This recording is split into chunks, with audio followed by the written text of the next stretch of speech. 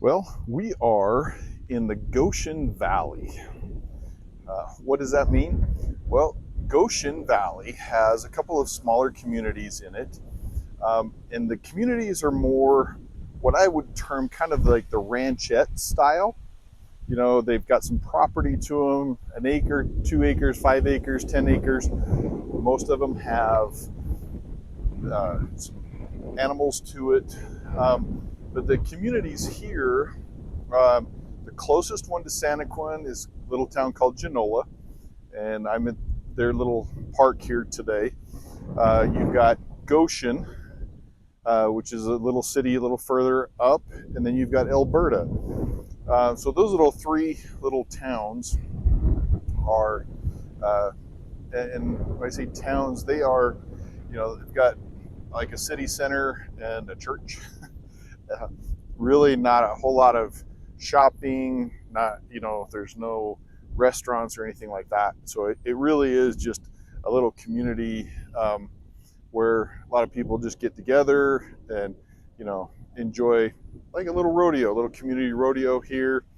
Um, these little communities were, I think, is where the mutton busting started, where the kids, little kids, ended up trying to ride sheep, and it's pretty funny to watch. But nobody gets hurt, but it's a good time. Anyway, so Genola here is, like I said, kind of a more of your ranchette. There's people moving in, so you have some homes being built. You have existing homes. You have a lot of different things that way uh, in the community. But it's just a real peaceful community. Um, the Standing here in the kind of this park and stuff right now, to me, it's like, well, you can smell the grass, you can smell the animals, you can smell, just the fresh nature, and you can probably hear the wind kind of blowing around. Um, Goshen is about 10 minutes from Santaquin, so it's not far, but it is kind of over the hill and removed. Typically, when you're out here in these communities, you're on a septic tank, so you're not connected to a city sewer. Again, typically your house runs off of propane, so you'll have a propane tank next to the house that'll be able to, heat it, and it works just like natural gas. But it does have to be, the tank has to be filled usually once a year or so, that way. And I say it that way a lot, and I'm sorry. I'll try to stop. So anyway, Genola, some nice houses. It's kind of at the south end of Utah Lake. Utah Lake kind of has a little bit of a West Mountain kind of sticks out in the middle a little bit on the south end, and so this side is on the western side, western slope of West Mountain. And so kind of its own little ecosystem, own little area out here. Beautiful, peaceful. I know a lot of great people live out here.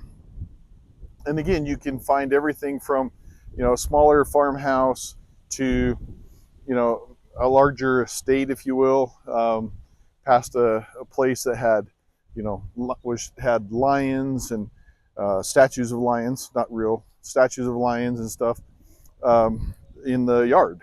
So anyway, Genola, really pretty place, really nice place to be.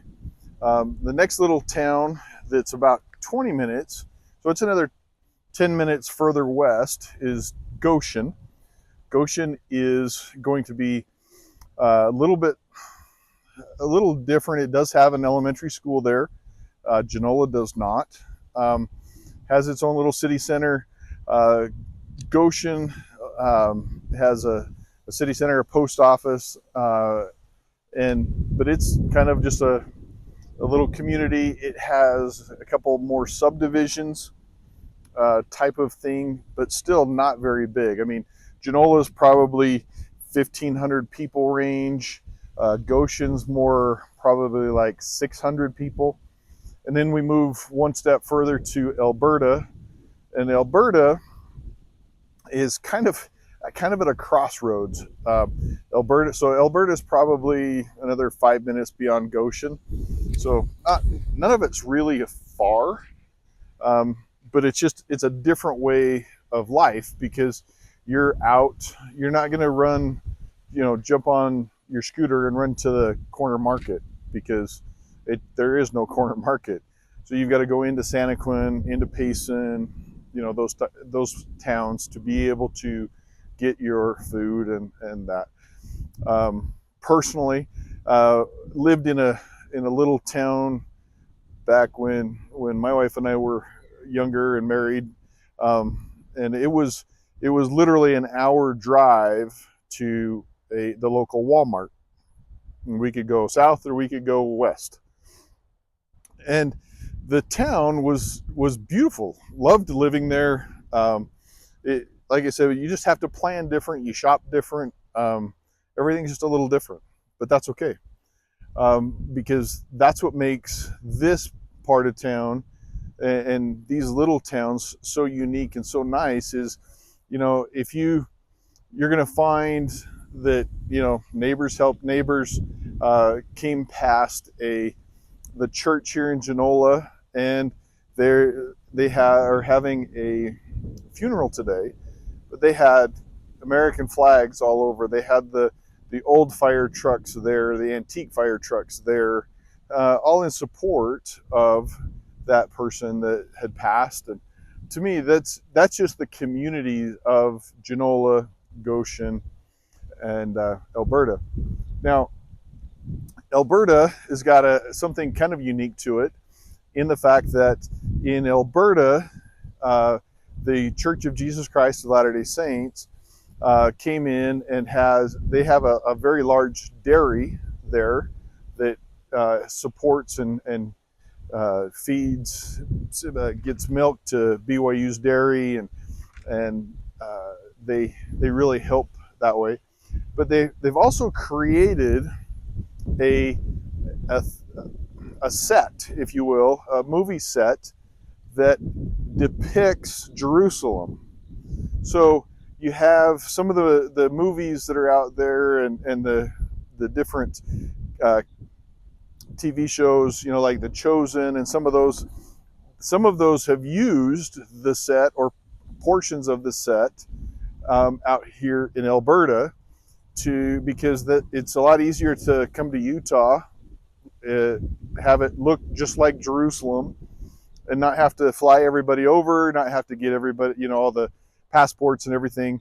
The one thing about it is that area is not accessible. They don't do tours and things of that nature. They really do kind of keep to themselves, and where it's located, it's kind of tucked in a little bit of a valley a little bit. You can see some of it from the freeway and from the road, but there you go. Anyway, the other the thing that's interesting with this little valley is when you go to what they call Silicon Slopes, you go to Lehigh to Saratoga Springs, and right there the north end of Utah County and the north end of Utah Lake, there's a road there called Redwood Road. And Redwood Road is a 4-lane, kind of somewhat of a highway. That highway comes down the west side of Utah Lake and connects back in at Elberta. At some point, somebody's going to figure out that it's a lot faster to come the back way in the old roads and get to Saratoga Springs or Lehigh than it is trying to go spend the time with Rex and everything else on the freeway of I-15. So there's that.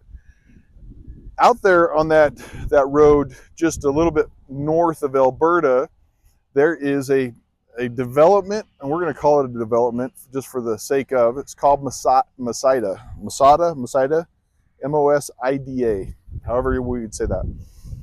it is right now, if you go out and look at it, it is all just farm ground. You'll see the big sprinkler systems and out there that are just uh, watering and growing things.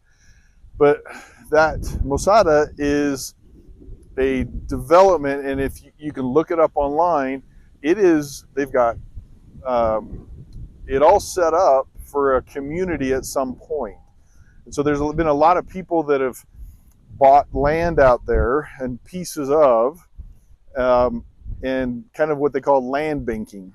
So they're banking on the fact that at some point they'll be able to either use it or sell it and make some money on it. So they bought it when it was just a farm field, cheap dirt, and then when the city gets there and starts to expand and build out, and when I say build out, go check it out online, MOSIDA, and I think it's .com or .net. But if you go look at it, they've got roundabouts, they've got all kinds of city centers, and everything is planned in there. So it's a planned community, but it's just not developed yet. You go on the road, there's a sign on the side of the road that just says, hey, you're here, but then you just keep going because there's not a stop sign, not anything. But so there's another interesting component of this little Goshen Valley. So welcome to Genola, welcome to Goshen, welcome to Elberta. If living in some place like this with the cottonwood trees, the propane heat, and not having a whole lot of neighbors around, I think that I could help you figure out how to either get somebody to build out here or to be able to find you a property that would work for you. So welcome to the Goshen Valley.